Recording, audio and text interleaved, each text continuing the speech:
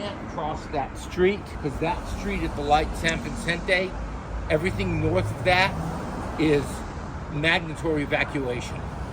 So it's blocked off by the police and the National Guard up there. I own a small piece of property up there. It's commercial, it's not a house. But I know a lot of people who've lost houses. This area has seen a lot of ash, terrible smoke.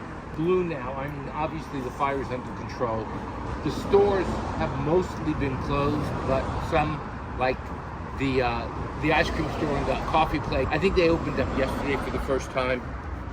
There's a lot of people from the Palisades are down here in shock, trying to figure out what to do and don't know where to go, and it's way too soon. I think we're all just waiting for when, we could start seeing what's going on. First night, we were able to see the fire from the balcony. We have a two-story house. From the balcony of my house, there is one house that we can see that burnt.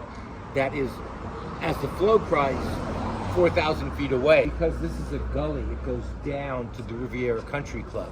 So there's only 2 blocks and then there's a big drop. It's actually physically more distant. For this area, that gully and the Riviera Country Club acted as a natural fire break. Fire doesn't burn down, fire burns up. So it would have had to have gone down before it could have gone up. If it had gone down, it would have hit the country club, which is so well watered and everything else. The city is also the winds.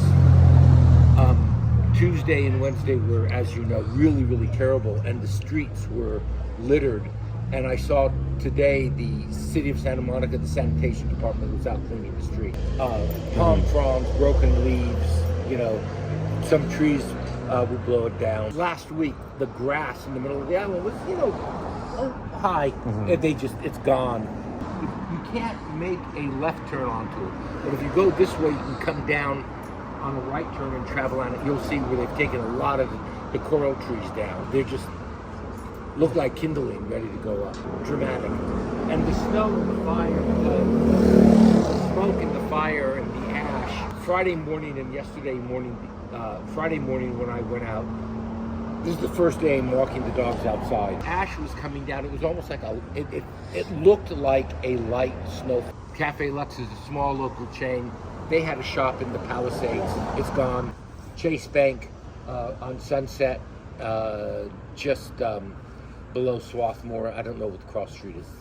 So what do you think about how the city handled this situation? We don't know yet. All sides of the political fence. It's way too soon to start pointing fingers.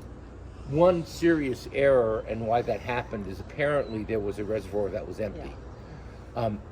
Yeah. How that happened and whether that was in, a foreseeable accident or just one of those really unfortunate, we don't know enough yet. And I really hate it when people jump to conclusions and point fingers. And I'm not a fan of any politician. I have to give everybody, the principal credit. Circumstances, I think they mobilized, under the circumstances they were in, they mobilized their forces. Fire trucks in a convoy from Oregon and Washington. I saw fire trucks yesterday afternoon, trucks coming in from San Francisco. And then there was an idiot who flew a drone. And around here, you'll see up there, if you go up there, you'll see there's National Guard. This area was under evacuation warning, so people left preemptively, particularly the first block south of San Vicente. San Vicente, north of that, is required evacuation. This is a warning. Well, I'm going to go, and the cruel and evil people were here looting the houses. So that's why they called out the National Guard. I'm like everybody else in this neighborhood. You stop and ask a question.